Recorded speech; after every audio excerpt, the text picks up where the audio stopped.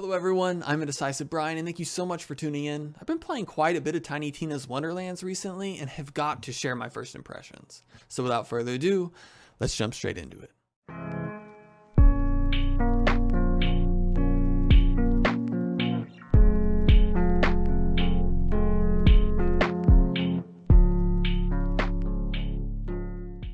Now, this game is a number of things, but mainly over the top, eccentric, crazy, nonsensical in a good way, absurd, outlandish, insane, and downright wacky.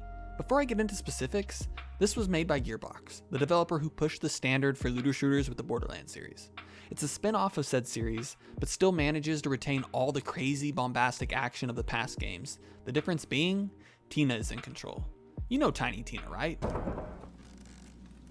All around the stack, just plant. The stalker chased the bandit. The stalker thought 'twas all in fun. Pop! Goes the bandit. The not-so-sane 13-year-old who has an obsession for explosives? Yeah, that's who your dungeon master is, so don't expect anything to be normal. How about we talk about graphics first? Typically, people refer to the art style as cel-shaded, but that's actually not the case. Environmental artist Ash made a post on Twitter a few years back stating the art is more of a comic book style, or if we're getting technical, it's called Sobel, rather than a cel-shaded style. We could sit here and get into the differences of each, however, that's not what we're here for. How does this game look? Well, the game is gorgeous. I've loved the environments I've come across so far, as well as how bright and magical everything is, including the enemies and NPCs. It's a step up from Borderlands 3 in terms of how textured and smooth everything looks. I'm playing on a Series X and I'm over here still trying to wrap my head around how everything in these games are lovingly hand-painted by the artists. They do such a good job and that hard work really shows here. Let's move on to gameplay, shall we? This is where these games shine. Running, jumping, sliding, and casually strolling in each battle with guns that shoot everything from bouncing bullets to bright green lasers that melt your enemies' faces off. If you're looking for something with a ton of guns, this is the place. We've got more of them to choose from and I love it. My girlfriend and I have been adventuring for 10 or so hours and it's been really enjoyable playing together. This game is such a blast to play, and if you have the option, I'd highly recommend playing with a friend or three. That being said, we do have the option here to play split screen with up to one other friend. However, split screen here can be pretty rough. I'm playing on the Series X with performance mode at 60 frames a second and instantly ran into stuttering issues. You can drop it down to quality mode, which is 30 frames, but why would you want to play at 30 frames when you bought a new gen system to play at a solid 60? Well, you may have to deal with half the frame rate for a while until you get a patch out to fix the performance. I don't feel like the game is too graphically intensive, but when the game is stuttering even in the overworld, probably the least graphically intensive part of the game since there's not even any combat, that's an issue. Now let's jump into the music and the sound. Unfortunately, I can't say much for the music at this point, which isn't really a good sign. It's there and it isn't bad by any means, but it is so quiet. I rarely noticed it half the time, and especially when I'm in a battle. It's just not as in your face as I'd like. It's way too subtle for my taste and has yet to grab me. Now the sounds, they're great. The guns sound unique, ambient sounds are great, the voice actors did a good job, and the explosions are, well, explosions. Nothing here to knock your socks off exactly, but the amount of insanely creative weapons we had to choose from had probably done that already.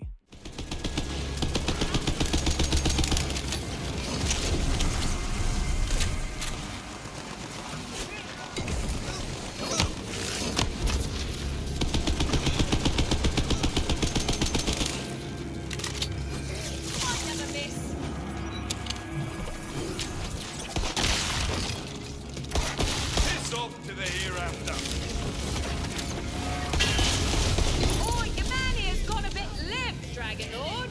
There's still time. You can seal the Dragon Lord away before he escapes. And last but not least, there were some issues. Just like any game, my girlfriend and I ran into some bugs. Nothing game breaking, however, some of them can be quite annoying. I've had a single crash so far, and my girlfriend has experienced a couple now. There were times when the UI showed her as dead, when in reality she was perfectly fine. Same thing happened with my Demi-Lich. As you can see here, he's as fit as a fiddle. Moving on to another issue, I only ran into this one. If you take a look at the bottom right of the screenshot, my ultimate power isn't there. The only thing showing is my magic. However, I could still cast my ultimate. There are a lot of little weird UI issues like that. Then on to the most annoying bug we ran into, which fortunately didn't happen to me, however it happened to my girlfriend more than once. She would be playing the game like normal, and then all of a sudden she's unable to run or jump. Not being able to do either of those things can be quite the headache in a game where movement plays a key role in the fight you get into. If this happens to you, a quick teleport or restart of the game should fix it no problem.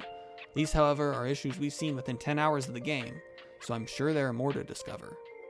I do not, however, want to leave this on a bad note. The game is great. Besides the few bugs we've ran into and the poor performance when using split screen, it's been such a fun experience. Playing through the game with a friend or 3 is definitely the way to go.